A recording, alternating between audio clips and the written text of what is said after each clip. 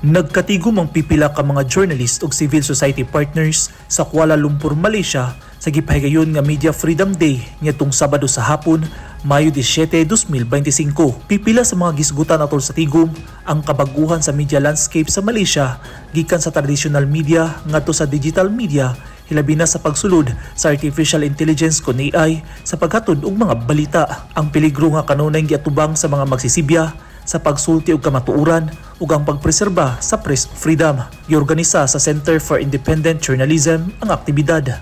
It's a new challenge. It's a new challenge, and a lot of it takes a toll on your revenue generation. The profits that many of these agencies, even the big names, Star, Astro as well. Everyone cites. Tingwa sa tigom nga mapalapdan ug mapalambo ang diskusyon kabahin sa pagprotekta sa press freedom. They have newscasters, AI newscasters, but it's not their main newscasters because in the end of the day, people want to see people, which is what they've noticed as well. And then you have accessibility. So if you have independent media, you obviously the bigger houses will be able to